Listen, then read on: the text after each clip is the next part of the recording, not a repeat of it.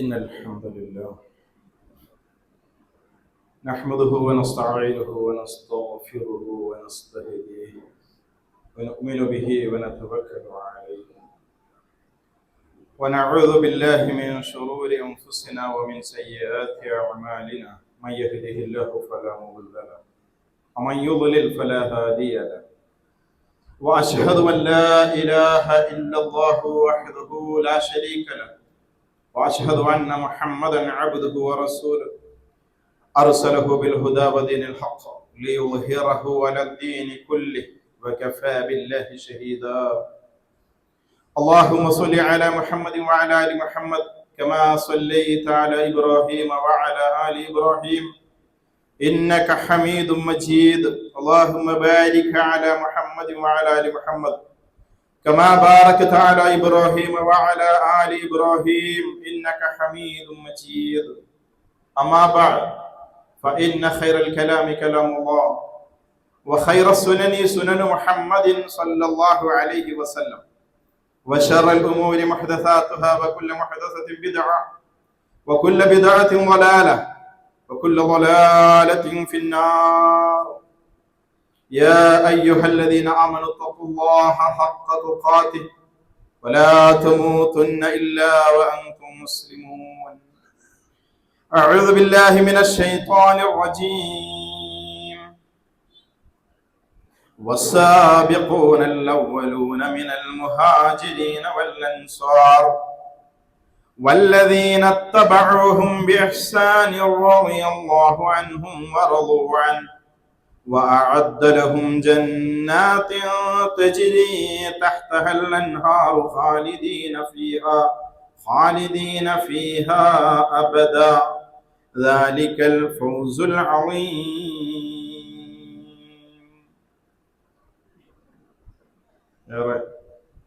സ്നേഹനിധികളായ വിശ്വാസിനികൾ, അല്ലാഹു സുബ്ഹാനഹു വ തആലയെ ഭയപ്പെട്ട് അവന്റെ കൽപ്പന വിരോധങ്ങൾ കൃത്യമായി പാലിച്ച് മുത്തഖികളായി ജീവിക്കണമെന്ന് എന്നെയും നിങ്ങളെയും ഓർമ്മപ്പെടുത്തുകയാണ്, വസിയത്ത് ചെയ്യുകയാണ്. അള്ളാഹുവിനെ സൂക്ഷിച്ച് പരലോകത്തെ ലക്ഷ്യം വെച്ചുകൊണ്ട് ജീവിക്കുന്ന സജ്ജനങ്ങളിൽ അള്ളാഹു നമ്മെ അവരെയും ഉൾപ്പെടുത്തി അനുഗ്രഹിക്കുന്നതാണ്. ഇസ്ലാമിക കലണ്ടർ അഥവാ ഹിജ്റ കലണ്ടർ 1446 വർഷം അതിൻ്റെ അവസാന ദിനത്തിലാണ് നാം ഉള്ളത്. ദുൽഹിജ്ജ് മാസം ഇന്ന് 30-ാം തീയതി. നാളെ ഹിജ്റ കലണ്ടർ സംവിധാന പ്രകാരമുള്ള ഒരു പുതുവർഷം ഇന്ന് സൂര്യാസ്തമയത്തോടുകൂടി ആരംഭിക്കുകയാണ്. ഏതൊരു സാഹചര്യത്തിലൂടെ ജീവിക്കുമ്പോഴും ആ സാഹചര്യത്തിൻ്റെ അവസ്ഥയെയും അതിൻ്റെ ചരിത്രത്തെയും ഓർത്തെടുത്ത് തന്നിൽ എന്ത് മാറ്റമാണോ ആവശ്യമുള്ളത് ആ മാറ്റം തൻ്റെ ജീവിതത്തിലേക്ക് വരുത്താൻ ശ്രമിക്കുക എന്നത് ഒരു വിശ്വാസിയുടെ അടിസ്ഥാനപരമായ ബാധ്യതയിൽപ്പെട്ടു. ഹിജ്റ കലണ്ടർ അതിൻ്റെ പേരിൽ നിന്ന് തന്നെ മനസ്സിലാക്കാൻ സാധിക്കും, അത് ഹിജ്റയുമായി ബന്ധപ്പെട്ടു. അറബി ഭാഷയിൽ ഹജറ എന്ന് പറഞ്ഞാൽ ഒഴിവാക്കി എന്നാണ്. ഒന്നിനെ ഒഴിവാക്കി മറ്റൊന്നിനെ സ്വീകരിക്കുന്നതിനാണ് ഹജറ.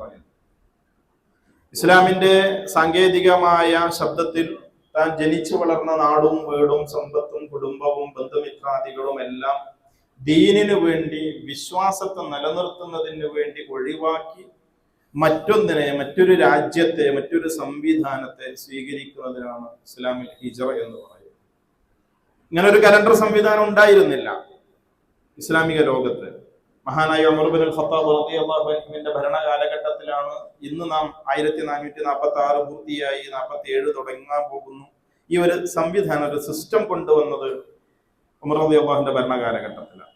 അദ്ദേഹത്തിന്റെ ഭരണകാലഘട്ടത്തിൽ ഇസ്ലാമിക സാമ്രാജ്യം വളരെയധികം വിശാലമാവുകയും ഭൂപ്രദേശങ്ങളിലേക്ക് സഫീറുമാരെ ഇസ്ലാമിന്റെ മെസ്സേജുമായി, കത്തുകളുമായി വ്യത്യസ്തങ്ങളായ ഇന്നത്തെ മിഡിൽ ഈസ്റ്റ് പൂർണ്ണമായും വ്യാപിച്ചു കിടക്കുന്ന ഭൂപ്രദേശത്തെ നാട്ടുരാജാക്കന്മാരിലേക്ക്, ഗ്രാമങ്ങളിലേക്ക്, പ്രാദേശിക ഭരണകർത്താക്കളിലേക്കൊക്കെ കത്തുകളുമായി അവരിൽ നിന്ന് കത്തുകൾ തിരിച്ചു വരികയും ഒക്കെ നിരന്തരമായ കത്തിടപാടുകൾ നടന്നിരുന്ന ഒരു കാലഘട്ടം. അവിടെ ഒരു വിഷയവുമായി ബന്ധപ്പെട്ടുകൊണ്ട് കൊല്ലം രേഖപ്പെടുത്താതെ ഷഅബാൻ എന്ന് മാത്രം രേഖപ്പെടുത്തി ഉമർ ചോദിക്കുന്നുണ്ട്, ഈ ഷഅബാനാണോ, കഴിഞ്ഞ കൊല്ലത്തെ ഷഅബാനാണോ, അടുത്ത വർഷത്തെ ഷഅബാനാണോ എന്ന് ചോദിക്കുന്നത്. അങ്ങനെയാണ് പ്രമുഖരായ സ്വഹാബത്തിനെ മുഴുവൻ ഒരുമിച്ച് ചേർത്ത് നമുക്ക് ഒരു പുതിയ കലണ്ടർ പുതുതായി ഒന്ന് എണ്ണി തുടങ്ങണം എന്നായിരിക്കണം എന്ന ചർച്ചയുണ്ടാകും. ആ ചർച്ചയിലേക്ക് സ്വഹാബികൾ ഓരോരുത്തരും അവരുടേതായ അഭിപ്രായങ്ങൾ പറഞ്ഞു. ചില ആളുകൾ പറഞ്ഞു നമുക്ക് പേർഷ്യക്കാരുടെ കാലഗണന സിസ്റ്റത്തെ സ്വീകരിക്കാം. ഉമർ റളിയല്ലാഹു അൻഹു അതിന് താല്പര്യപ്പെട്ടില്ല. അതുപോലെ തന്നെ നമുക്ക് റോമക്കാരുടെ അവർ എണ്ണിക്കണക്കാക്കുന്ന ആ കാലഘട്ടത്തിൽ ലോകത്തിന്റെ വ്യത്യസ്തങ്ങളായ ഭാഗങ്ങളിൽ പലതരത്തിലുള്ള കാലഗണനാ സംവിധാനങ്ങൾ ഉണ്ടായിരുന്നു. ചൈനയിൽ വേറെ ഉണ്ടായിരുന്നു, ഇന്ത്യയിൽ ശകവർഷം പോലെയുള്ള സംവിധാനങ്ങൾ ഉണ്ടായിരുന്നു. അവിടെയാണ് അവരുമായി ബന്ധപ്പെട്ട് കിടക്കുന്ന ആളുകൾ സ്വീകരിക്കുന്ന ഡേറ്റുകൾ. ക്രൈസ്തവരായ പ്രാദേശിക ഭരണാധികാരികൾ അന്ന് ഉമർ റളിയല്ലാഹു അൻഹു എഴുതിയ എഴുത്തുകളിൽ അവർ രേഖപ്പെടുത്തിയിരുന്ന തീയതിയും മാസവും കൊല്ലവും രേഖപ്പെടുത്തിയിരുന്ന സംവിധാനം ഉണ്ടായിരുന്നു. അതിനെ ഉമർ റളിയല്ലാഹു അൻഹു സ്വീകരിക്കാതിരുന്നു. എങ്കിൽ റസൂലുള്ളാഹിയുടെ ജനന വർഷം നമുക്ക് എണ്ണി തുടങ്ങാം, റസൂലുള്ളാഹി നുബുവത്ത് സ്വീകരിച്ച വർഷം മുതൽ എണ്ണി തുടങ്ങാം, പ്രവാചകൻ വഫാത്തായ ദിവസത്തിൽ എണ്ണി തുടങ്ങാം. ഇങ്ങനെയുള്ള വ്യത്യസ്തങ്ങളായ അഭിപ്രായങ്ങൾ, ആ അഭിപ്രായങ്ങളുടെ കൂട്ടത്തിൽ ഒരു അഭിപ്രായമായി കടന്നു വന്നതാണ് നമുക്ക് ഹിജ്റ പോയ വർഷം മുതൽ എണ്ണി തുടങ്ങി. പല അഭിപ്രായങ്ങൾ, സ്വഹാബികൾ ഓരോരുത്തരും ഓരോ അഭിപ്രായം പറഞ്ഞ കൂട്ടത്തിൽ ഒരു അഭിപ്രായമായിരുന്നു ഹിജ്റ പോയ വർഷം മുതൽ നമുക്ക് ഹിജ്റ കൊല്ലം എണ്ണി പുതിയ ഒരു വർഷം എണ്ണി തുടങ്ങാം. ഉമർ ബിൻ ഖത്താബ് റളിയല്ലാഹു അൻഹു അതിനെ സ്വീകരിക്കുകയും ഫമാല ഉമറു ഇല തരീഖി ബിൽ ഹിജ്റതി ബിളുഹൂരിഹി വസ്തിഹാരിഹി, അതിന്റെ പ്രശസ്തി കാരണത്താൽ സ്വഹാബികളുടെ ഇടയിൽ, മുഹാജിറുകൾക്കിടയിൽ അവർ ജീവിതത്തിൽ ഒരിക്കലും മറക്കാത്ത ഒരു സന്ദർഭവും സാഹചര്യവുമായിരുന്നു ഹിജ്റ എന്ന് പറയുന്നത്. തങ്ങൾ ജനിച്ച മക്ക രാജ്യത്ത് തങ്ങൾക്കുണ്ടായിരുന്ന സർവ്വതും, അപ്പമാരെ, ഉമ്മമാരെ, ഭാര്യമാരെ, മക്കളെ, തങ്ങൾ സമ്പാദിച്ച സമ്പത്ത്, വീട് എല്ലാം ഉപേക്ഷിച്ചുകൊണ്ട് മറ്റൊരു രാജ്യത്തേക്ക് നിരാലംബരായിക്കൊണ്ട് കേവലം ഉടുത്ത തുണി വരെ ശത്രുക്കൾ പിടിച്ചു വാങ്ങിയപ്പോൾ കയ്യിൽ കിട്ടിയ ഒരു പുതപ്പെടുത്ത് 2 കഷ്ണമായി മാറ്റി ഒരു കഷ്ണം കൊണ്ട് ഉടുക്കുകയും മറ്റൊരു കഷ്ണം കൊണ്ട് പുതക്കുകയും ചെയ്തുകൊണ്ട് എന്ന് റസൂലുള്ളാഹി സ്വല്ലല്ലാഹു അലൈഹി വസല്ലം പരിചയപ്പെടുത്തിയ സ്വഹാബികൾ വരെ കാലഘട്ടത്തിൽ ഉണ്ടായിരുന്നു. മക്ക രാജ്യത്തേക്ക് റോമിൽ നിന്ന് കടന്നു വരികയും ആ മക്കയിൽ വെച്ച് കച്ചവടം ചെയ്ത് അധ്വാനിച്ച് താൻ ശേഖരിച്ച സമ്പത്ത് മുഴുവൻ മുശ്രിക്കുകൾക്ക് വിട്ടുകൊടുത്തുകൊണ്ട് മദീനയിലേക്ക് ഹിജ്റ പോയ സുഹൈബ് റൂമിയെ പോലെയുള്ള ആളുകൾ, അവർക്കൊരിക്കലും മറക്കാൻ കഴിയാത്ത ദിനമായിരുന്നു അവരുടെ ഹിജ്റ എന്ന് പറയുന്നത്. അങ്ങനെ റസൂലുള്ളാഹി ഹിജ്റ പോയത് സഫറിന്റെ അവസാനം 27. റസൂലുള്ളാഹി ഹിജ്റയുടെ പ്രധാനപ്പെട്ട ദിവസങ്ങൾ റബീഉൽ അവ്വലിന്റെ ആദ്യത്തെ ദിവസങ്ങളിൽ. റബീഉൽ അവ്വൽ 12-നാണ് റസൂലുള്ളാഹി മദീനയിലേക്ക്. പക്ഷേ റസൂലുള്ളാഹി ഏറ്റവും അവസാനമായാണ് ഹിജ്റ പോയത്. അതിനു മുൻപ് തന്നെ സ്വഹാബികൾ ഓരോരുത്തരായി, ഒറ്റയായി, തെറ്റയായി, കൂട്ടമായി കൊണ്ടുള്ള ഹിജ്റ നടന്നിട്ടുണ്ട്. അതുകൊണ്ട് മുഹറമിനെ 1ാമത്തെ മാസമായി കണക്കാക്കാം എന്ന് അവർ തീരുമാനിക്കുകയും മുഹറം മാസം 1-ാം തീയതി ഹിജ്റ കലണ്ടറിലെ 1ാമത്തെ ദിവസമായി മാറുകയും ചെയ്തു. ഇതാണ് ഹിജ്റ കലണ്ടർ രൂപപ്പെട്ടതിലുള്ള ചരിത്രം എന്ന് പറയുന്നത്.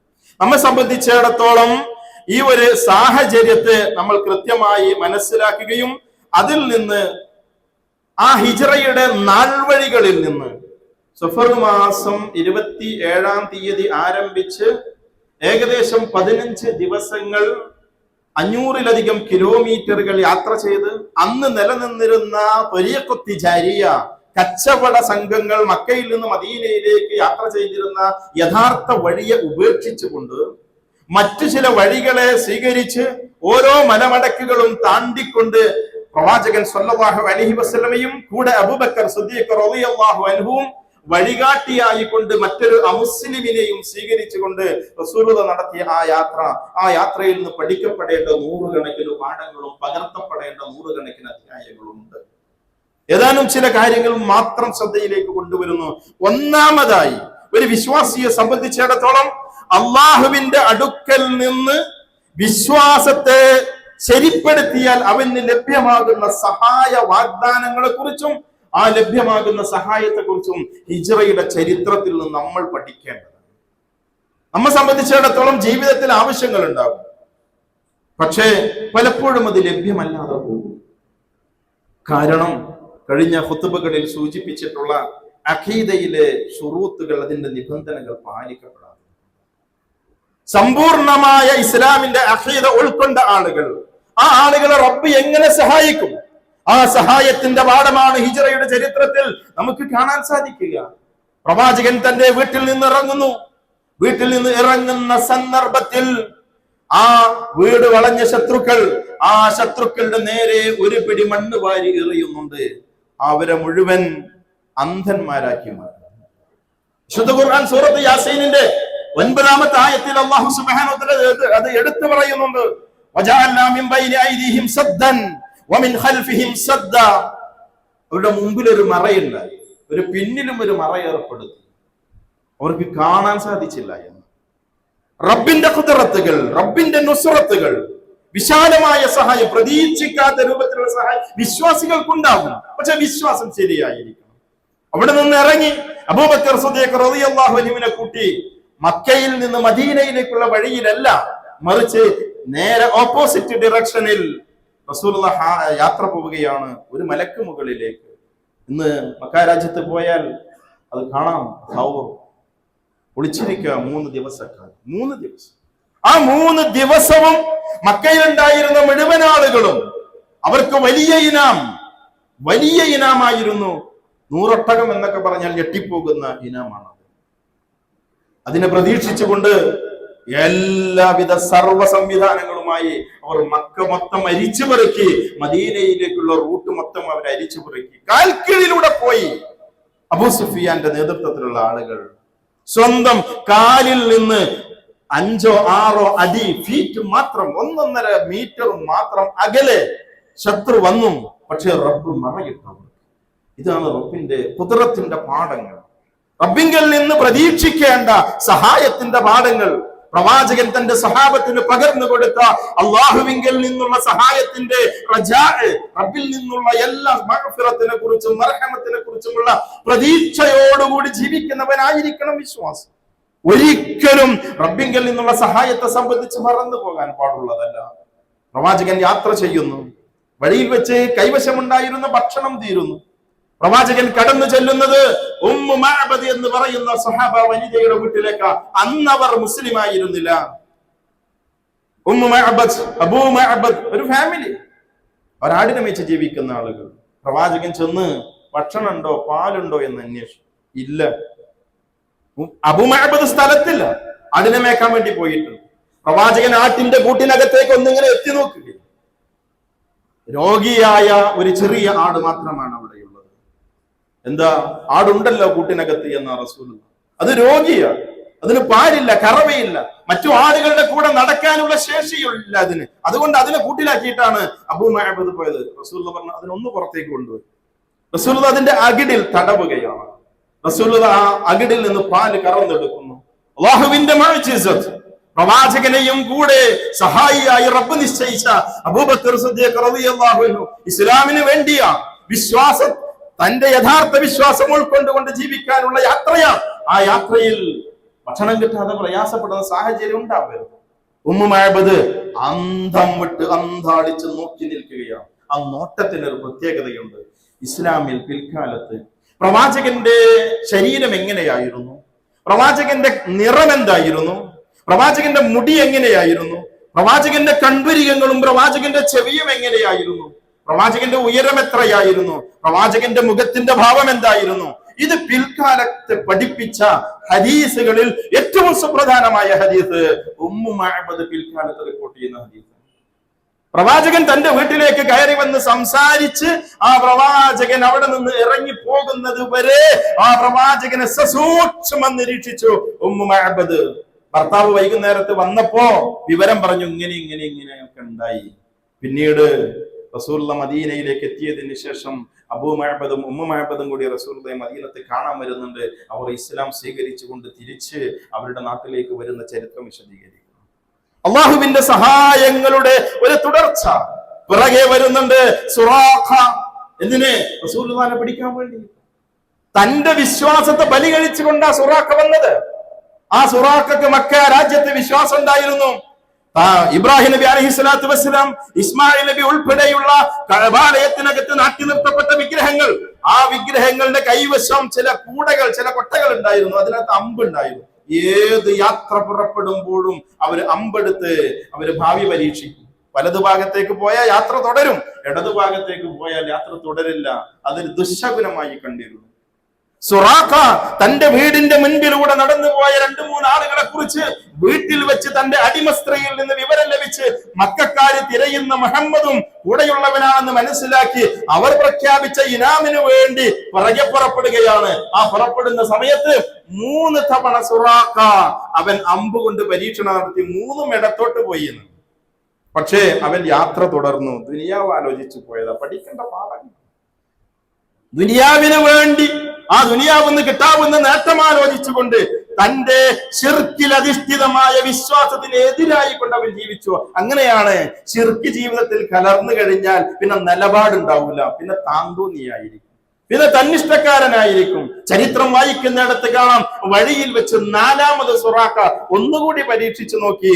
അതിലും അമ്പ് ഇടത്തോട്ട് തന്നെയാണ് പോയത്. പക്ഷെ അവൻ പിറകെ വന്നു എന്നുള്ളത്. വന്നു, പ്രവാചകനെ കയ്യെത്തും ദൂരത്തെത്തി. അവന്റെ ഒട്ടകത്തിന്റെ കാലുകളെ ഭൂമിയിലേക്ക് അല്ലാഹു സുബ്ഹാനഹു വ തആല ആഴ്ത്തി കളഞ്ഞു. വീണ്ടും അവൻ അവിടെ നിന്ന് എഴുന്നേറ്റ് വീണ്ടും വന്ന് 2-3 തവണ ആവർത്തിക്കുന്നുണ്ട്. നടക്കില്ലെന്ന് തോന്നിയപ്പോൾ അവൻ കാവലപേക്ഷിച്ചു റസൂലുള്ളാഹിയോട്, ഇനി ഞാൻ നിങ്ങളെ പിന്തുടരുകയില്ല, എന്നെ വിട്ടേക്കണമെന്ന്. പ്രവാചകൻ സല്ലല്ലാഹു അലൈഹി വസല്ലമ സുറാഖയോട് പറഞ്ഞു, സുറാഖ, കിസ്റ, കൈസർ, വലിയ റോമൻ സാമ്രാജ്യം, അന്ന് ലോകമടക്കി ഭരിക്കുന്ന ആളുകൾ, അവരുടെ കഴുത്തിലണിയുന്ന മാലകളും കയ്യിലണിയുന്ന വളകളും ഒക്കെ നീ ധരിപ്പിക്കപ്പെടുന്ന ഒരു ദിവസം വരാനുണ്ട്. റസൂലുള്ളാഹിയോട് പറഞ്ഞു, അതൊന്ന് എഴുതി തരൂ എന്ന്. അബൂബക്കർ സിദ്ദീഖ് റളിയല്ലാഹു അൻഹു അത് എഴുതി കൊടുത്ത് തന്റെ വാളിന്റെ ഉറയിൽ സുറാഖ അത് സൂക്ഷിച്ചു. റസൂലുള്ളാഹിയെ പിടിച്ച് വെട്ടിയെടുത്ത തലയുമായി മക്കയിലേക്ക് പോകാൻ പിറകെ വന്ന സുറാഖ ആ വഴിയിലൂടെ തിരിച്ചു നടക്കുകയാണ് തന്റെ വീട്ടിലേക്ക്. ആ വഴിയിലൂടെ റസൂലുള്ളാഹിയെ അന്വേഷിച്ചു കൊണ്ടുവരുന്ന ആളുകളെ തിരിച്ചു വിടുകയാണ് സുറാഖ. ഇല്ല, ഈ വഴി ഞാൻ കണ്ടിട്ടില്ല, പോയിട്ടില്ല എന്ന ഇൻഫർമേഷനുമായി. അള്ളാഹുവിന്റെ സഹായത്തിന്റെ രൂപം. റസൂലുള്ളാഹിയുടെ പ്രവചനം പിന്നീട് ഉമർ ഇബ്നുൽ ഖത്താബ് റളിയല്ലാഹു അൻഹുവിന്റെ ഭരണകാലത്ത് യർമൂക്ക് യുദ്ധം ഉണ്ടായപ്പോ റോമൻ സാമ്രാജ്യം മുഴുവൻ ഇസ്ലാമിന് കീഴൊതുങ്ങി. രാജകൊട്ടാരങ്ങൾക്കകത്ത് സൂക്ഷിച്ചിരുന്ന രാജകീയമായ ആടയാഭരണങ്ങൾ മുഴുവൻ ഉമർ ഇബ്നുൽ ഖത്താബ് റളിയല്ലാഹു അൻഹുവിന്റെ ഭരണകേന്ദ്രത്തിലേക്ക് വരികയും സുറാഖ അതെല്ലാം എടുത്ത് ശരീരത്തിൽ അണിഞ്ഞുകൊണ്ട് സുറാഖ വിചാരിച്ചു പോയി, അദ്ദേഹം പിന്നീട് ഇസ്ലാം സ്വീകരിക്കുന്നുണ്ട്, ഇതൊക്കെ എനിക്കുള്ളതാണ് എന്ന്. ഉമർ റളിയല്ലാഹു ചോദിച്ചു, അദ്ദേഹം അതെടുത്ത് പോണ സമയത്ത് ചോദിക്കുന്നുണ്ട്, ഇത് റസൂലുള്ളാഹിന്റെ പ്രവചനം, അത് എനിക്കുള്ളതാണ്. റസൂലുള്ളാഹി ആരെ പറഞ്ഞു? വാളിന്റെ ഓറന്റെ ഉള്ളെന്ന് അന്ന് അബൂബക്കർ സിദ്ദീഖ് റളിയല്ലാഹു അൻഹു എഴുതി കൊടുത്ത സുറാഖ അണിയുമെന്നേ റസൂലുള്ളാഹി പറഞ്ഞിട്ടുള്ളൂ. അതിന്റെ ഓണർഷിപ്പ് അദ്ദേഹത്തിനാണെന്ന് പറഞ്ഞില്ല. നീ അണിഞ്ഞില്ലേ? ആ, ഞാൻ അണിഞ്ഞു. എങ്കിൽ അതെല്ലാം അവിടെ വെച്ച് തിരിച്ചു പോയിക്കോളൂ എന്ന് സുറാഖയെ ഉപദേശിക്കുന്ന ഉമർ റളിയല്ലാഹു അൻഹുവിനെ ചരിത്രത്തിൽ നമുക്ക് കാണാൻ സാധിക്കും. ഒന്നാമതായ ഹിജ്റയുടെ നാൾവഴികളിലൂടെ 15 ദിവസത്തെ രാപ്പകലുകളിലെ യാത്രയിലെ പൾസുകൾ എടുത്ത് പരിശോധിച്ചാൽ അല്ലാഹുവിന്റെ മഹത്തായ ഖുദ്റത്തുകൾ, അല്ലാഹുവിന്റെ സഹായങ്ങൾ വിശ്വാസി സമൂഹത്തിന് ലഭ്യമായതിന്റെ ചരിത്രം നമുക്ക് കാണാൻ സാധിക്കും. രണ്ടാമതായി നമ്മൾ പഠിക്കേണ്ടത്, ഒരിക്കലും പ്രതീക്ഷ അറ്റ ആളുകളായിക്കൊണ്ട് എവിടെയെങ്കിലുമൊക്കെ ഒരു മുസ്ലിം ആക്രമിക്കപ്പെടുമ്പോൾ, ഏതെങ്കിലുമൊക്കെ പ്രദേശങ്ങളിൽ ഇസ്ലാമിന്റെ പേരിൽ ആളുകൾ പ്രയാസപ്പെടുത്തപ്പെടുമ്പോൾ നമ്മൾ നിരാശയിലായി മാറുന്ന ഒരവസ്ഥ പലപ്പോഴും പ്രകടമാവാറുണ്ട്. അത്തരം ഒരവസ്ഥ ഒരിക്കലും ഉണ്ടാകാൻ പാടില്ല. മക്ക രാജ്യത്ത് അമ്മാറും യാസറും ബിലാലും ഖബാബും റളിയല്ലാഹു അൻഹു ഉൾപ്പെടെയുള്ള ആളുകൾ പ്രയാസങ്ങൾ കൊണ്ട്, ശാരീരികമായ മർദ്ദന പീഡനങ്ങൾ കൊണ്ട് അവരെ പരീക്ഷിക്കപ്പെട്ട സന്ദർഭത്തിൽ റസൂലുള്ളാഹി പറഞ്ഞു, യഖൂലു ലി അബി അമ്മാർ വ ഉമ്മി അമ്മാർ ഇസ്ബിറു യാ ആല യാസിർ, യാസിർ കുടുംബമേ നിങ്ങൾ ക്ഷമിച്ചേക്കുക, മൗഇദുകുമുൽ ജന്ന, സ്വർഗ്ഗമാണ് വാഗ്ദത്ത സ്ഥലം എന്ന്. അതെ, അല്ലാഹു ദുനിയാവിൽ സഹായിക്കും, ഈ സഹായം ലഭ്യമാകാതെ പോയാൽ സ്വർഗമുണ്ടെന്നുള്ള ഒരു പ്രതീക്ഷയാണ്. ആ പ്രതീക്ഷ തന്നെയാണ് അങ്ങ് സൗറിന്റെ ഉള്ളിൽ ഒളിച്ചിരിക്കുമ്പോ തൊട്ടടുത്ത് ശത്രു വന്ന സന്ദർഭത്തിൽ റസൂലുള്ളാഹി അബൂബക്കർ റളിയല്ലാഹു അൻഹുവിനോട് പറഞ്ഞത് സൂറത്ത് തൗബയുടെ 40-ാമത്തെ ആയത്തിൽ അല്ലാഹു എടുത്തു പറയുന്നുണ്ട്, വയദുഹുമാ ഫിൽ ഗാർ. അവർ രണ്ടുപേരും ഗാറിനകത്ത് ഗുഹക്കകത്ത് ആയിരുന്ന സന്ദർഭത്തിൽ ഇത് യഖൂലു ലി സാഹിബിഹി, അദ്ദേഹം തന്റെ സാഹിബിനോട് പറഞ്ഞു. റസൂലുള്ളാഹി അബൂബക്കർ റളിയല്ലാഹു അൻഹുവിനോട് പറഞ്ഞു. അവിടെ സാഹിബ് എന്ന് പരിചയപ്പെടുത്തിയത് അബൂബക്കർ റളിയല്ലാഹു അൻഹുവിനെയാണ്. ദാ റസൂലുള്ളാഹിന്റെ വാചകം, ലാ തഹ്സൻ ഇന്നല്ലാഹ മഅനാ. അബൂബക്കറെ, പേടിക്കേണ്ടതില്ല, ഭയപ്പെടേണ്ടതില്ല, അല്ലാഹു ഉണ്ട് നമ്മുടെ കൂടെ എന്ന ഇസ്ലാമിന്റെ മർമ്മമായ തൗഹീദ് അവിടെ വെച്ചുകൊണ്ട് ഓർമ്മപ്പെടുത്തുകയാണ്.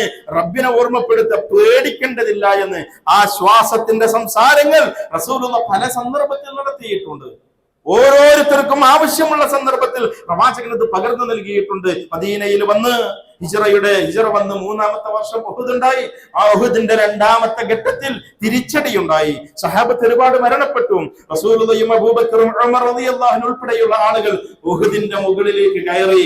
താഴെ നിന്നുകൊണ്ട് യുദ്ധത്തിന് നേതൃത്വം വഹിക്കാൻ വന്ന അബൂ സുഫിയാൻ വിളിച്ചു ചോദിക്കുന്നുണ്ട്, നിങ്ങളുടെ കൂട്ടത്തിൽ അഫിൽ ഖൗമി ഇബ്നു അബീ ഖുഹാഫ, അബീ ഖുഹാഫ ഉണ്ടോ നിങ്ങളുടെ കൂട്ടത്തിൽ? അബൂബക്കറിന്റെ വാപ്പാന്റെ പേരാ അബൂ ഖുഹാഫ. റസൂലുള്ളാഹി ഉണ്ടോ? മുഹമ്മദ് ഉണ്ടോ? അബൂ ഖുഹാഫയുടെ മകനുണ്ടോ? ഖത്താബിന്റെ മകനുണ്ടോ എന്നൊക്കെ ചോദിച്ച് റസൂൽ പറഞ്ഞു, ആരും ഒന്നും മിണ്ടണ്ട, കാരണം അവസരം പ്രയാസകരത്തിൻ്റെതായിരുന്നു. തിരിച്ചു പോകാൻ വേണ്ടി പുറപ്പെടുന്ന സമയത്ത് അബൂ സുഫിയാൻ വിളിച്ചു പറയുന്നത്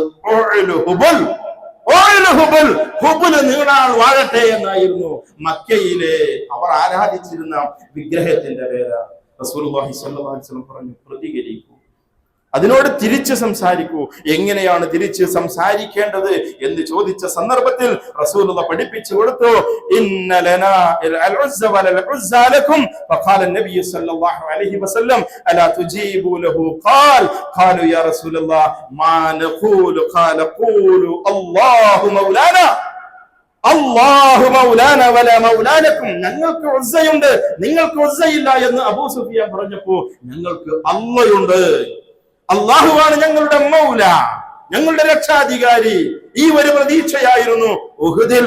പ്രിയപ്പെട്ട സഹാബത്ത് താഴെ ഉഹുദിന്റെ രണാങ്കണത്തിൽ അവർ ഷഹീദായി ചിന്ന ഭിന്നരായി കിടക്കുന്ന സന്ദർഭത്തിൽ ആ മലക്ക് മുകളിൽ നിന്ന് കൂടെ അപ്പുറവും ഇപ്പുറവും നിൽക്കുന്നവനോട് റസൂലുള്ളാഹി പറഞ്ഞത്, മൗലയായി അല്ലാഹു ഉണ്ട്, അല്ലാഹുവിന്റെ പേരാണ് മൗല, രക്ഷാധികാരി എന്നത്. ഇത് ഹിജ്റയുടെ ചരിത്രത്തിൽ നമ്മൾ പഠിക്കപ്പെടേണ്ട ഒരു പാഠമാണ്. ഹിജ്റയുടെ പാഠങ്ങൾ ചരിത്രത്തിൽ നമുക്ക് ഉൾക്കൊള്ളേണ്ട മറ്റൊരു കാര്യമാണ് മുശാവറ എന്നത്. കൂടിയാലോചനകൾ പലപ്പോഴും ഉമ്മത്തിൽ നിന്ന് നഷ്ടപ്പെട്ടു പോകുന്നു. ഏകാധിപത്യ സ്വഭാവങ്ങൾ വീടിനകത്ത് ഭാര്യയുമായി ചർച്ച ചെയ്യേണ്ടത് ഭാര്യയുമായി ചർച്ച ചെയ്യാതിരിക്കുക, അവിടെ കുഴപ്പങ്ങളുണ്ടാവും. സമൂഹത്തിൽ, സംഘടനാ സംവിധാനത്തിൽ, മഹല്ലുകളിൽ, കമ്മിറ്റികൾക്കകത്തൊക്കെ സുപ്രധാനമായ വിഷയങ്ങളിൽ ശൂറ എന്നത് ഇസ്ലാമികപരമായ അടിസ്ഥാനപരമായ നിയമങ്ങളിൽപ്പെട്ടത്. അല്ലാഹു സുബ്ഹാനഹു വ തആല വിശുദ്ധ ഖുർആൻ സൂറത്ത് ശൂറയുടെ 38-ാമത്തെ ആയത്തിലൂടെ റബ്ബ് പറയുന്നു, വല്ലദീന ഇസ്തജാബു ലിറബ്ബിഹിം വഅഖാമുസ്സലാത വഅംറുഹും ശൂറാ ബൈനഹും വമിമ്മാ റസഖ്നാഹും യുൻഫിഖൂൻ. അള്ളാഹുവിൽ തവക്കുൽ ചെയ്യുന്ന ആളുകൾ അവിടെ പ്രത്യേകതകൾ എണ്ണി പറയാ. അവര് ഇസ്തജാബു ലിറബ്ബിഹിം, അള്ളാഹുവിന്റെ ആഹ്വാനങ്ങൾക്ക് ചെവി കൊടുക്കുന്ന, അതിനോട് ഇസ്തിജാബത്ത് നടത്തുന്ന, പ്രതികരിക്കുന്ന ആളുകളാണ്. വഅഖാമുസ്സലാത്ത്, അവർ നമസ്കാരം കൃത്യമായി നിലനിർത്തുന്ന ആളുകളാണ്. വഅംറുഹും ശൂറാ ബൈനഹും, അവർക്കിടയിലെ കാര്യങ്ങളിലൊക്കെ മുശാവറ നടത്തുന്ന ആളുകളാണ്. പ്രവാചകൻ മദീനയിൽ നിന്ന് ഹജ്ജിന് വേണ്ടി വന്ന ആളുകളുമായി മുശാവറ നടത്തി ഒരു കരാർ ഉണ്ടാക്കി. ആ കരാറിന്റെ അടിസ്ഥാനത്തിലായിരുന്നു മക്കയിൽ നിന്ന് മദീനയിലേക്കുള്ള യാത്ര. ഞാൻ ഇന്ന ദിവസമായിരിക്കും അവിടെ എത്തുക എന്ന ചില സൂചനകൾ അവർക്ക് റസൂലുള്ളാഹി സ്വല്ലല്ലാഹു അലൈഹി വസല്ലം നൽകിയിരുന്നു. ഹിജ്റയുടെ മുഴുവൻ ഘട്ടങ്ങളിലും അബൂബക്കർ റളിയല്ലാഹു അൻഹുമായി റസൂലുള്ളാഹി സ്വല്ലല്ലാഹു അലൈഹി വസല്ലം ചർച്ച നടത്തുകയും ആ ചർച്ചയുടെ തീരുമാനത്തെ, പലപ്പോഴും ചർച്ച ചെയ്യും ഒരു കാര്യം തീരുമാനിക്കും, എന്നിട്ട് തീരുമാനത്തിന് വിരുദ്ധമായി വേറെ എന്തെങ്കിലുമൊക്കെ നടപ്പിലാക്കാം. അങ്ങനെ ഉണ്ടാവാൻ പാടില്ല. ഉഹുദ് യുദ്ധം മദീനയിൽ വെച്ച് നടത്തണോ പുറത്ത് വെച്ച് നടത്തണോ എന്ന ചർച്ചയുണ്ടായിരുന്നു. പുറത്തു വെച്ച് നടത്താനായിരുന്നു ഭൂരിപക്ഷ അഭിപ്രായം. അങ്ങനെയാണ് ഉഹുദിലേക്ക് പോയത്. ഉഹുദിലേക്ക് പോകാനും അതൊരു വലിയ വിജയമായിരുന്നു. കാരണം ഉഹുദിൽ പ്രയാസങ്ങൾ ഉണ്ടായിട്ടുണ്ട്.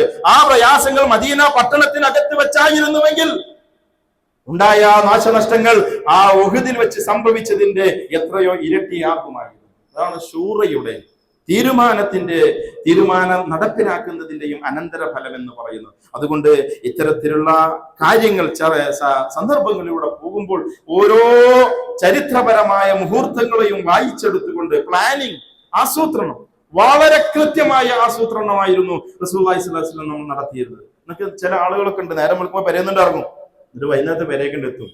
ഇങ്ങനെ കുറെ ആൾക്കാരുണ്ട്. എന്ത് ചെയ്യണം, എപ്പ ചെയ്യണം, എങ്ങനെ ചെയ്യണം, ഇതിന് കൃത്യമായ മൈക്രോ ലെവൽ പ്ലാനിങ് അത് ഇസ്ലാമിന്റെ ഭാഗമാണ്. പ്രവാചകന്റെ ഹിജ്റ ഏത് വഴിയിലൂടെ സഞ്ചരിക്കണമെന്ന് പ്രവാചകൻ തീരുമാനിച്ചു. എതിർവശത്തേക്കാണ് സഞ്ചരിക്കേണ്ടതെങ്കിൽ 3 ദിവസം അവിടെ ഇരിക്കുമ്പോൾ ഭക്ഷണം വേണം, ഒരു ദീർഘവീക്ഷണം. ആ ഭക്ഷണം എത്തിക്കാൻ അബൂബക്കർ സിദ്ദീഖ് റളിയല്ലാഹു അൻഹു മകളെ അസ്മാ ബിൻത് അബൂബക്കർ റളിയല്ലാഹു അൻഹുവിനെ ചുമതല. മക്കയിൽ ആളുകളെ തെരയാം, ആരൊക്കെ ഏതൊക്കെ വഴിക്കാ തെരയുന്നത്, അതിന്റെ വിവരം എത്തിക്കാൻ കേവലം 7 വയസ്സ് മാത്രം പ്രായമുണ്ടായിരുന്ന അബ്ദുല്ലാഹി ഇബ്നു അബൂബക്കർ റളിയല്ലാഹു അൻഹു മകൻ അബ്ദുല്ല വലിയൊരു യുവാവായിട്ട് ആളുകളുടെ ഇടയിൽ കൂടെ നടക്കുമ്പോൾ സംശയം തോന്നും. പക്ഷെ കുട്ടി ശത്രുക്കളുടെ കാലിന്റെ ഇടയിൽ കൂടെ ഓടി നടക്കുക, ശത്രുക്കൾ ചർച്ച ചെയ്യുക, ഇന്ന ആളുകൾ ഇന്ന ഭാഗത്തേക്ക് പോകണം, ഇന്ന ആളുകൾ ഇന്ന ഭാഗത്ത് വേണം. കുട്ടി ഇത് മുഴുവൻ കേൾക്കുന്നുണ്ട്. ആ കേട്ട വാർത്തകൾ മുഴുവൻ ആ ഗുഹക്കകത്തേക്ക് എത്തിക്കാൻ റസൂലുള്ളാഹി അബൂബക്കർ സിദ്ദീഖ് റളിയല്ലാഹു അൻഹു സംവിധാനം ഉണ്ടാക്കി. ഈ അബ്ദുള്ള വന്നു പോകുമ്പോൾ, അസ്മാ വന്നു പോകുമ്പോൾ ആ മണലിൽ രൂപപ്പെടുന്ന കാൽപ്പാടുകൾ മായ്ച്ചു കളയുന്നതിന് വേണ്ടി ആമിർ ഇബ്നു ഹുഫൈറ എന്ന് പറയുന്ന ആട്ടിടയനെ ചുമതലപ്പെടുത്തുക. ആടിനെ മേച്ച് അങ്ങോട്ട് പോകണം, ആടിനെ മേച്ച് ഇങ്ങോട്ട് പോകണം. പോകുമ്പോൾ സാധാരണ ആടിനെ മേക്കുന്ന ആളുകൾ നടക്കൽ പിന്നിൽ നടക്കരുത്, മുമ്പിൽ നടക്കണം. ആമിർ പോയ യാത്ര ചെയ്ത കാൽപ്പാടുകൾ പോലും മായ്ക്കപ്പെടണം എന്നുള്ള കാഴ്ചപ്പാട് വിശ്വാസികൾക്ക് ഉണ്ടാവേണ്ടത്. നേരം വെളുക്കുക, ഇങ്ങോട്ട് പരേന്ന് പുറത്തേക്ക് ഇറങ്ങുക, കുറെ നേരം മൊബൈൽ ഫോണിൽ അങ്ങോട്ട് ഉരുട്ടി ഇങ്ങോട്ട് ഉരുട്ടി, പിന്നെ കുറെ അങ്ങോട്ട് തിരിഞ്ഞ് ഇങ്ങോട്ട് തിരിഞ്ഞ്, വൈകുന്നേരം ഇങ്ങോട്ട് തിരിഞ്ഞിങ്ങോട്ട് നോക്കിയാൽ കുറെ സമയം പോയിട്ടുണ്ടാകും. പല കാര്യങ്ങളും പൂർത്തീകരിക്കാൻ സാധിച്ചിട്ടുണ്ടാവില്ല. എന്നിട്ട് പറയും സമയമല്ല. എന്തുകൊണ്ടാ സമയമില്ലാത്ത? പ്ലാനിങ് ഇല്ലാത്തതാണ്. പ്ലാനിങ് ജീവിതത്തിൽ ഉണ്ടാവണം, തന്റെ ഇബാദത്തുകളിൽ ഉണ്ടാവണം. റമദാൻ മുമ്പിലേക്ക് വരുമ്പോ എന്തൊക്കെ ചെയ്യണം ഞാൻ ഈ ഒരു മാസം? ഇത് മുഹറം മാസമാണ്, പവിത്രമായ മാസം വരാനി. യുദ്ധം ഹറാമായ മാസം, അള്ളാഹുവിന് പ്രത്യേകം ഇഷ്ടമുള്ള മാസം. എന്താണ് എനിക്ക് ചെയ്യാൻ സാധിക്കുക? ഒരു പ്ലാനിങ് ജീവിതത്തിലുണ്ടാവും. അപ്പോഴേ പ്ലാനിങ്ങുകളും ലക്ഷ്യങ്ങളും ഉണ്ടാകുമ്പോൾ മാത്രമേ അത് നേടിയെടുക്കാൻ ആവശ്യമായ കാര്യങ്ങളിൽ ഏർപ്പെടാൻ സാധിക്കുകയുള്ളൂ. വഴിയറിയാതെ ഇരുന്ന സന്ദർഭം പുതിയ വഴിയിലൂടെ പോകുന്നു. അബ്ദുല്ലാഹി ഇബ്നു ഉറൈഖത്ത് എന്ന് പറയുന്ന ഒരു അമുസ്ലിമിനെ വഴികാട്ടിയായി അബൂബക്കർ റളിയല്ലാഹു അൻഹു സ്വീകരിച്ചു എന്ന് പഠിക്കേണ്ട പാഠമാണത്. ഒരു മതേതര സമൂഹം, ഒരു ബഹുമത സമൂഹം, അവിടെ മുസ്ലിം അല്ലാത്ത ആളുകളുമായി വിട്ടുനിൽക്കണമെന്നോ, കാഫിറിനെ കണ്ടിടത്ത് വെച്ച് തലവെട്ടണം, ഇങ്ങനെയൊക്കെയാണ് ഇസ്ലാം, അങ്ങനെയാണ് ഖുർആൻ, എന്നൊക്കെ വ്യാപകമായ പ്രചാരണം നടത്തുന്ന ഒരു കാലഘട്ടം. പക്ഷേ തന്റെ വിശ്വാസത്തിന്റെ സംരക്ഷണത്തിന് വേണ്ടി പ്രവാചകൻ തന്റെ അനുയായിയുമായി യാത്ര ചെയ്യുമ്പോൾ വഴികാട്ടിയായി സ്വീകരിച്ചിരുന്നത് ഒരു അമുസ്ലിമിനെയായിരുന്നു എന്നത് ചരിത്രത്തിൽ പഠിക്കേണ്ട പാഠമാണ്. ഉമ്മു മഅബദിന്റെ വീട്ടിലേക്ക് കയറി ചെല്ലുമ്പോൾ അവർ മുസ്ലിങ്ങളായിരുന്നില്ലെന്ന്, അന്നവർ മുശ്രിക്കുകളായിരുന്നു. അവരിൽ നിന്ന് ഭക്ഷണം സ്വീകരിച്ച് അവരിൽ നിന്ന് വഴികാട്ടുന്ന ആ സഹായത്തെ സ്വീകരിച്ചുകൊണ്ടായിരുന്നു പ്രവാചകൻ യാത്ര നടത്തിയത് എന്ന് നമ്മൾ മനസ്സിലാക്കണം. പ്രവാചകൻ റബീഉൽ അവ്വൽ മാസം 8-ാം തീയതി ഹുബൈലെത്തുകയാണ്. മദീനയുടെ ഔട്ടറിലുള്ള ഭാഗം. ആദ്യം ചെയ്ത പണി മസ്ജിദുൽ ഖുബാഇന് തറക്കല്ലിടലായിരുന്നു. സ്വന്തം കരങ്ങൾ കൊണ്ട് കല്ലുകൾ ചുമന്ന് ആ പ്രവാചകൻ ആ പള്ളിയുടെ പ്രവർത്തനങ്ങളിൽ വ്യാപൃതനായി. ഇത് പഠിക്കേണ്ട പാഠം. ഒരു മുസ്ലിം ഒരു പ്രദേശത്തെത്തിയാൽ അവിടെ ആദ്യം ഉണ്ടാവേണ്ടത് ഒരു പള്ളിയായിരിക്കും. അതിന് തന്നെ കൊണ്ട് എന്താ ചെയ്യാൻ സാധിക്കുക അത് ചെയ്യുക എന്ന് ഹിജ്റയിൽ നിന്ന് പഠിക്കേണ്ട പാഠം. 4 ദിവസം തങ്ങിയ റസൂലുള്ളാഹി അവിടെ വെച്ചുകൊണ്ട്, ആ ഖുബായിൽ വെച്ചുകൊണ്ട് നൂറ്റാണ്ടുകളായി നിലനിന്നിരുന്ന ഔസ് ഖസ്റജ് ഗോത്രങ്ങൾ തമ്മിലുണ്ടായിരുന്ന വൈരത്തെ അവിടെ വെച്ച് റസൂലുള്ളാഹി അവസാനിപ്പിച്ചു. റസൂലുള്ളാഹി ചോദിക്കുക, ഔസിന്റെ കേന്ദ്രമായിരുന്നു ഖുബ, ഖസ്റജികൾ ആ വഴിക്ക് പോയിരുന്നില്ല. ഖസ്റജുകളുടെ പ്രധാനപ്പെട്ട നേതാവിന്റെ പേരെടുത്ത് റസൂലുള്ളാഹി ചോദിക്കുക, എവിടെ അദ്ദേഹം? ഇവിടെ കാണാനല്ലോ. അവർക്കറിയാം അദ്ദേഹം ഇവിടെ വരില്ല എന്നുള്ളത്. പക്ഷെ റസൂലുള്ളാഹി തോണ്ടാൻ വേണ്ടി ചോദിച്ചത്. എന്നിട്ട് പുറത്തേക്ക് ചാടണം. തുടർച്ചയായി ചോദിച്ചു, പലതവണ ചോദിച്ചു റസൂൽ. അവിടെ വരുത്തി അദ്ദേഹത്തെ അവിടെ വരുത്തി. അവർ തമ്മിൽ നിലനിന്നിരുന്ന ആ ഒരു പാരമ്പര്യ വൈരത്തെ അവിടെ വെച്ച് റസൂൽ അവസാനിപ്പിച്ച് അവരെ സഹോദരന്മാരാക്കി. അതേ മുസ്ലിം ഉമ്മത്ത് അങ്ങനെയായിരിക്കണം. നേതാക്കന്മാർ ശ്രമിക്കേണ്ടത് സാമൂഹികമായ ഐക്യത്തിന് വേണ്ടിയായിരിക്കും. പ്രവാചകൻ ഖുബയിൽ നിന്ന് മദീനയിലേക്ക് നീങ്ങി.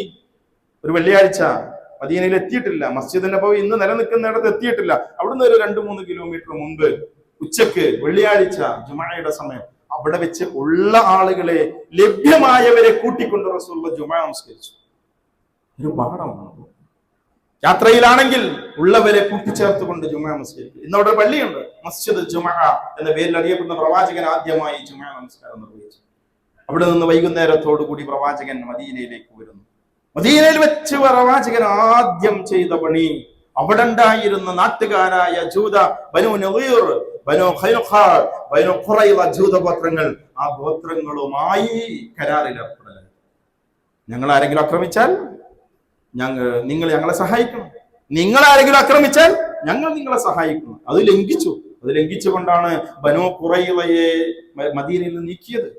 ബദറിൽ അവർ ഈ കരാർ ലംഘിച്ചതുകൊണ്ടാണ് ബനു നളീറിനെ അങ്ങ് ഖൈബറിലേക്ക് നാട് കടത്തിയത്. ജൂതന്മാരെ പൂർണ്ണമായും ഏതാനും വർഷങ്ങൾ കൊണ്ട് മദീനയിൽ നിന്ന് മാറ്റിയിട്ടുണ്ട്. അത് മാറ്റാൻ അവരുടെ ചതിപ്രയം ഇന്നും ജൂത സമൂഹം മുസ്ലിം സമൂഹത്തോട് ചെയ്തുകൊണ്ടിരിക്കുന്ന ആ ചെയ്തികൾ അത് ബനു ഇസ്രായേലിയരിൽ നിന്ന് ആരംഭിച്ചതാണ്. ഇന്നലെയും മിഞ്ഞാന്നും ഇസ്രായേലിലും ഫലസ്തീനിലും ഇറാനിലും പൊട്ടിമുളച്ച സാധനമൊന്നല്ല. അത് വർഷങ്ങളായി, സഹസ്രാബ്ദങ്ങളായി ജൂത മനസ്സ് മുസ്ലിങ്ങളോട് ശത്രുത പുലർത്തുന്ന മനസ്സിന്റെ ഉടമകളാണ്. അവരുമായി ആദ്യം ഐക്യത്തിൽ ഏർപ്പെടാനുള്ള ശ്രമമായിരുന്നു റസൂൽ നടത്തിയത്. സഹോദരന്മാരെ, ഒരുപാട് വ്യക്തികളുടെ ത്യാഗം, ആ ത്യാഗത്തിന്റെ അനന്തര ഫലമാണ് ഇന്ന് നമ്മുടെ കൈവശം ഇസ്ലാം. ആ ത്യാഗത്തിൽ ഹിജ്റയുടെ യാത്രയിൽ പ്രവാചകനെ അനുഗമിച്ച അബൂബക്കർ സിദ്ദീഖ് റളിയല്ലാഹു അൻഹുവിന്റെ ത്യാഗം മറക്കാൻ കഴിയാത്തതാണ്.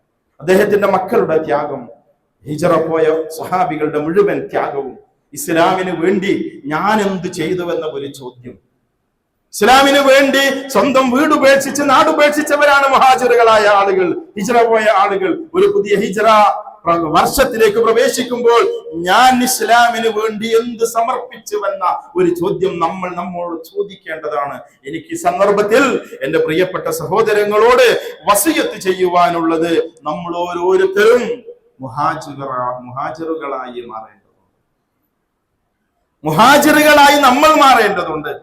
എങ്ങനെയാണ് മുഹാജിറുകളായി മാറല്? മക്ക ഫതഹായ സമയത്ത് റസൂലുള്ളാഹി സ്വല്ലല്ലാഹു അലൈഹി വസല്ലം പറഞ്ഞു, ഇനി ഹിജറയില്ല എന്ന്. മക്ക ഫതഹായപ്പോ അവിടുന്ന് കുറെ ആളുകൾക്ക് മദീനത്തേക്ക് പോകാൻ താല്പര്യം, ചെയ്യാൻ പാടില്ല, മക്കത്തുള്ളവര് മക്കത്ത് തന്നെ താമസിക്കണം, ഇനി മദീനത്തുകാരും വരേണ്ടതില്ല. പിന്നെ എങ്ങനെയാണ് ഹിജറ? മറ്റുള്ളവർക്ക് നമുക്കൊരു ഹിജറയുണ്ട്. റസൂലുള്ളാഹി പറഞ്ഞു, ഇന്നൽ മുഹാജിറ മൻ ഹജറ മാ നഹല്ലാഹു അൻഹു. അല്ലാഹു സുബ്ഹാനഹു വ തആല വിരോധിച്ചതിൽ നിന്ന് വിട്ടുനിൽക്കലാണ് ഹിജ്റ എന്ന് പറയുന്നത്. അതെ, നമുക്ക് മുഹാജിറാകാനുള്ള അവസരമുണ്ട്. അള്ളാഹു എന്താണോ ദീനിയായി ശിർക്കിൽ നിന്ന് വിട്ടുനിന്ന്, ഹജറ പദത്തിന്റെ അർത്ഥം ഞാൻ തുടക്കത്തിൽ പറഞ്ഞു, വിട്ടുനിൽക്കലാണ് ഹിജ്റ. വിട്ടുനിൽക്കുന്നവനാണ് മുഹാജിർ. ശിർക്കിൽ നിന്ന് വിട്ട് തൗഹീദിലേക്കുള്ള പ്രവേശനം, ബിദ്അത്തുകൾ തന്നിൽ നിന്ന് ഒഴിവാക്കി സുന്നത്തുകളെ പുൽകുന്നിടത്ത് സ്വീകരിക്കുന്നതിലേക്കുള്ള പ്രവേശനം, എല്ലാവിധ ഹറാമുകളിൽ നിന്നും വിട്ടുനിന്നുകൊണ്ട് ഹലാല് മാത്രം ജീവിതത്തിൽ പകർത്തി ജീവിക്കുന്ന ആളുകളായി തീരുക എന്നുള്ളതാണ്. എന്താണ് അതിന്റെ നേട്ടം? അല്ലാഹു സുബ്ഹാനഹു വ തആല വിശുദ്ധ ഖുർആൻ സൂറത്ത് തൗബയുടെ 100-ാമത്തെ ആയത്തിലൂടെ റബ്ബ് പറയുന്നു, വസാബിഖൂന അൽ-അവ്വലൂൻ മിനൽ മുഹാജിരീന വൽ അൻസാർ. മുഹാജിറുകളിൽ നിന്ന്, ഹിജ്റ പോയ ആളുകളിൽ നിന്ന്, അതുപോലെ തന്നെ അൻസാറുകളായി അവരെ സ്വീകരിച്ച ആളുകൾ, ഇവരിൽ നിന്ന് ആദ്യ കാലഘട്ടത്തിൽ മുൻകടന്നു വന്ന ആളുകൾ, അവര് മാത്രല്ല, വല്ലദീന തബഊഹും ബിഇഹ്സാൻ, ഇഹ്സാനിന്റെ പുണ്യത്തിന്റെ നന്മയുടെ വിഷയത്തിൽ അവരെ ഇത്തിബാഇ ചെയ്ത ആളുകളും, അവരൊഴിവാക്കി ഞാനും ഒഴിവാക്കുന്നു, അവർ സ്വീകരിച്ചു ഞാനും സ്വീകരിക്കുന്നു, അവർ ചെലവഴിച്ചു ഞാനും ചെലവഴിക്കുന്നു. എങ്ങനെയായിരുന്നുവോ മുഹാജിറുകളും അൻസാറുകളും മുൻകടന്നു വന്നത് മതത്തിന്റെ വിഷയത്തിൽ, അതുപോലെ അവരെ ഇത്തിബാഇ ചെയ്തുകൊണ്ട് മുൻകടക്കുന്ന ആളുകൾ റളിയല്ലാഹു അൻഹും, അല്ലാഹു അവരെ തൃപ്തിപ്പെട്ടു. വറളൂ അൻ, അള്ളാഹുവിനെ അവരും തൃപ്തിപ്പെട്ടിരിക്കും. റബ്ബിന്റെ പ്രത്യേകമായ തൃപ്തിക്ക് വിധേയരായവരാണ് മുഹാജിറുകൾ. അതിന്റെ സൽഫലം അഅദ്ദ ലഹും ജന്നാത്തിൻ തജ്രി തഹ്തഹൽ അൻഹാറു ഖാലിദീന ഫീഹാ അബദാ.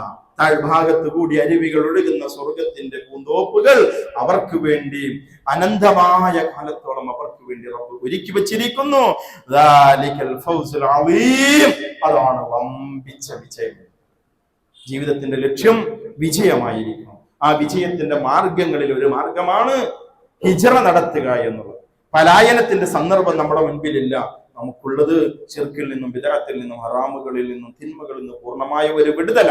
അത്തരത്തിൽ ഒരു യഥാർത്ഥ മുഹാജിറുകളായി ജീവിക്കുകയും റബ്ബിന്റെ തൃപ്തിക്ക് വിധേയരായിക്കൊണ്ട് ഏറ്റവും വലിയ വമ്പിച്ച വിജയത്തിന്റെ ഉടമകളായി സ്വർഗ്ഗ ലോകത്ത് പ്രവേശിക്കുവാൻ അല്ലാഹു സുബ്ഹാനഹു വ തആല നമുക്ക് എല്ലാവർക്കും തൗഫീഖ് നൽകി അനുഗ്രഹിക്കുമാറാകട്ടെ.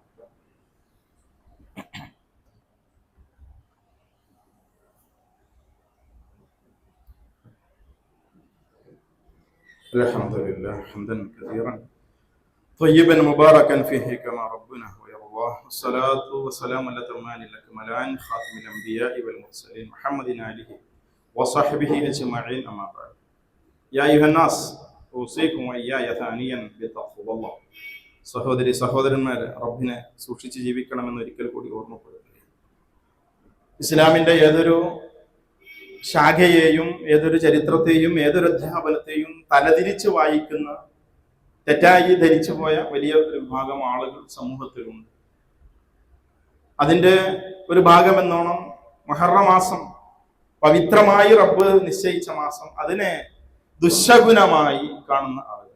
മുഹറം മാസം ആദ്യത്തെ 10 ദിവസം കല്യാണം തീരുമാനിക്കാൻ പാടില്ല, വീട് കൂടാൻ പാടില്ല, വിദേശ യാത്രക്ക് ഡേറ്റ് ഫിക്സ് ചെയ്യാൻ പാടില്ല, നന്മയുള്ള അധിഷ്ഠിതമായ ഒരു കാര്യവും ചെയ്യാൻ പാടില്ല എന്ന ഒരു തെറ്റായ വിശ്വാസം സമൂഹത്തിലുണ്ട്. പലപ്പോഴും വിശദീകരിക്കപ്പെട്ടതാണ്. ഒരൊറ്റ വാചകത്തിലൂടെ അവസാനിപ്പിക്കുന്നു: ദുശകുന വിശ്വാസം ഇസ്ലാമിന് അന്യമാണ്. ഇസ്ലാമും അതുമായി യാതൊരു ഇസ്ലാമിക ലോകത്തേക്ക് കൊണ്ടുവന്നത് ഷിയാക്കളാണ്. ഷിയായിസം ഉണ്ടായത് ജൂതന്മാരിൽ നിന്ന്.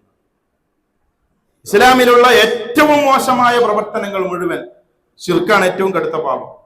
അതിൽ ഖബറാരാധന ഇസ്ലാമിനകത്തേക്ക് കൊണ്ടുവന്നത് ഷിയാക്കളാണ്. അതുകൊണ്ട് തന്നെ ഇസ്ലാമിന്റെ ശുദ്ധമായ അവസ്ഥയെ സംബന്ധിച്ച് നമ്മൾ കൃത്യമായി മനസ്സിലാക്കേണ്ടതുണ്ട്. ഇസ്ലാമിന് എതിരായത് എന്താണ് എന്നും മനസ്സിലാക്കേണ്ടത്. അതാണ് ഉമർ റളിയല്ലാഹു പറഞ്ഞത്, ജാഹിലിയത്ത് അറിയാത്തവൻ ഇസ്ലാം അറിയില്ല. എന്തായിരുന്നു ജാഹിലിയൻ സംസ്കാരം എന്നും റസൂലുള്ളാഹി എങ്ങനെയാണ് അവരെ സംസ്കരിച്ചത്, അവരിൽ മാറ്റം ഉണ്ടായത് എങ്ങനെയെന്ന് അറിയുന്നവനെ ഇസ്ലാം പറഞ്ഞ മനസ്സിലാവും. പലപ്പോഴും ഷിയായിസത്തിന്റെ പ്രതിനിധികള് അത് ഇസ്ലാമിക വിപ്ലവത്തിന്റെയും ഇസ്ലാമിക സംസ്കാരത്തിന്റെ ഏറ്റവും അവസാനം 2-3 ദിവസം പോയി ഇറാനിൽ നിന്ന് കേട്ട സംസാരം, മുസ്ലിം ആയാൽ മതി, ഷിയ സുന്നി വേർതിരിവിന്റെ ആവശ്യമല്ല എന്നാണ്. അങ്ങനെയാണ് പാടി പഠിപ്പിച്ചു കൊടുത്തത്. നമ്മൾ കൊണ്ടു നടക്കുന്ന പരിശുദ്ധ ഖുർആൻ, ആ ഖുർആൻ അല്ല യഥാർത്ഥ ഖുർആൻ. 17,000 ആയത്തുകളുള്ള മറ്റൊരു ഖുർആൻ ഉണ്ട് എന്ന് വിശ്വസിക്കുന്ന ആളുകളാണ് ഷിയാക്കൾ. മുഹമ്മദ് നബി പ്രവാചകനായത് ജിബ്രീലിന് ആളുമാറിപ്പോയതാ. അത് അലിക്കായിരുന്നു കൊടുക്കേണ്ടത്. മുഖസാദൃശ്യം ഉണ്ടായത് കൊണ്ട് മുഹമ്മദിന് ആളുമാറി കൊടുത്താണ് എന്ന് വിശ്വസിക്കുന്നവരാണ് ഷിയാക്കളിലെ ഭൂരിപക്ഷം വരുന്ന ആളുകൾ, പ്രത്യേകിച്ച് റാഫിളിയ എന്ന് പറയുന്ന കക്ഷികൾ. ആയിഷ റളിയല്ലാഹു തആല അൻഹ വ്യഭിചാരിണിയാണെന്ന് വിശ്വസിക്കുന്നവരാണ് ആ സമൂഹം. അബൂബക്കർ, ഉമർ എന്ന പേരുകൾ കേൾക്കുമ്പോൾ ലഅനത്ത് ചൊല്ലുന്ന റളിയല്ലാഹു അൻഹു എന്ന് പറയേണ്ടതിന് പകരം ലഅനത്തുല്ലാഹ് എന്ന് പറയുന്ന ഏറ്റവും വലിയ ക്രൂര സ്വഭാവത്തിന്റെ ഉടമകളാണവർ.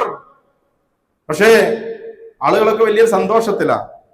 ഇസ്ലാമിക പ്രദേശത്തേക്ക്, പ്രത്യേകിച്ച് ഗസയിലേക്ക് നിരന്തരമായി അവിടെയുള്ള മനുഷ്യക്കുരുതിക്ക് കാരണക്കാരായ ഇസ്രായേൽ, ആ ഇസ്രായേലിലേക്ക് ഒരു 4 മിസൈല് ഇറാനിൽ നിന്ന് പോയപ്പോ ഇസ്ലാമിന്റെ പ്രതിനിധീകരിച്ചുകൊണ്ട് അവരെങ്കിലും ഇവിടെ ഉണ്ടല്ലോ എന്നുള്ള പൊട്ടയായ ധാരണയിൽ ആളുകളുള്ളത്. ഇറാൻ ഇസ്രായേലിനെ അടിച്ചിട്ടുണ്ടെങ്കിൽ ഒരു പേപ്പട്ടി മൂർഖനെ കടിച്ചു എന്ന് മാത്രമേ അഹ്ലുസുന്ന അധിഷ്ഠിതമായ വിശ്വാസവുമായി പുലർത്തുന്ന ഒരു വിശ്വാസിക്ക് പറയാൻ സാധിക്കും. ഒന്ന് പേപ്പട്ടിയാ, ഒന്ന് മൂർഖന, രണ്ടും വിഷമുള്ള ജാതിയ, രണ്ടും ഇസ്ലാമിന്റെ ശത്രുക്കളാ, ഒന്ന് ജൂതന, ഒന്ന് ഷിയയാണ്.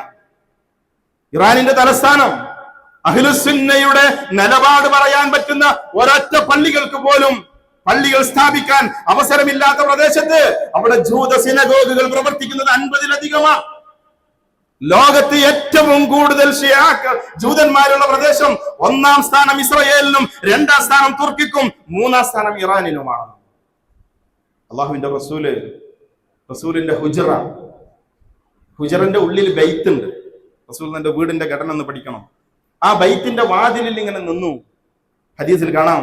എന്നിട്ട് കിഴക്കോട്ടേക്ക് നോക്കി, അവിടേക്ക് വിരല് ചൂണ്ടി റസൂലുള്ള പറഞ്ഞു, ദജ്ജാൽ പുറപ്പെടുക അവിടെ നിന്നാണ്. കിഴക്ക് ഭാഗത്ത് നിന്ന്. ഏതാ കിഴക്ക്? റസൂലുള്ള തന്നെ കൃത്യമായ ഡെഫിനിഷൻ കൊടുത്തു. യുഖാലു ലഹാ, അത് ആ പ്രദേശം അറിയപ്പെടുന്നത് ഖുറാസാൻ എന്ന പട്ടണത്തിൽ നിന്നാണ്. അതെവിടെ? ഇറാനില.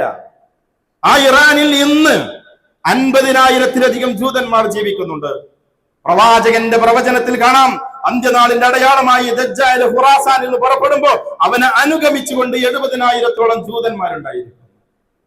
ഞാൻ പറഞ്ഞു വന്നത്, പവിത്രമായ മുഹറമിനെ അതിന്റെ പവിത്രത കെടുത്തിയ വിഭാഗമാണ് ഷിയാക്കൾ എന്ന് പറയുന്നത്. ഈ ഒരു നഹ്സിന്റെ വിശ്വാസം ഇസ്ലാമിലേക്ക് കടന്നു വന്നത് ഹുസൈൻ റളിയല്ലാഹു അൻഹുവിന്റെ വധത്തോടനുബന്ധിച്ചുകൊണ്ടാണ്. ആ വധത്തിലേക്ക് നയിച്ച ഒരുപാട് സംഭവ വികാസങ്ങളുണ്ട്. അതിന്റെ പിറകിൽ ഈ ഷിയ ലോകമായിരുന്നു. അതുകൊണ്ട് എന്താണ് ഇസ്ലാം എന്നും എന്താണ് ഷിയായിസം എന്നും ഒക്കെ ഒന്ന് വേർതിരിച്ച് മനസ്സിലാക്കി പഠിക്കേണ്ടതുണ്ട്. ആ ഷിയാക്കളുടെ വിശ്വാസങ്ങൾ കേരളീയ സമൂഹത്തിൽ അത് ഒളിച്ചു കടത്താനും മറച്ചു കടത്താനും ഒക്കെ ശ്രമിച്ചു കൊണ്ടിരിക്കുന്ന ചില ആളുകളുണ്ട്.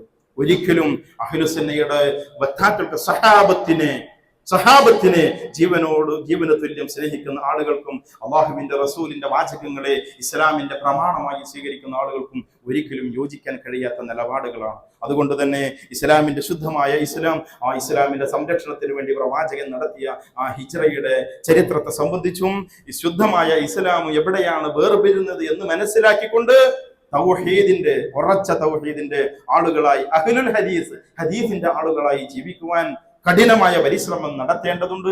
തെറ്റായ ധാരണകളിൽ നിന്നെല്ലാം വിട്ടുനിൽക്കേണ്ടതുണ്ട്. അല്ലാഹു സുബ്ഹാനഹു വ തആല യഥാർത്ഥ മുഅ്മിനുകളിൽ നമ്മെ ഏവരെയും ഉൾപ്പെടുത്തി അനുഗ്രഹിക്കുമാറാവട്ടെ.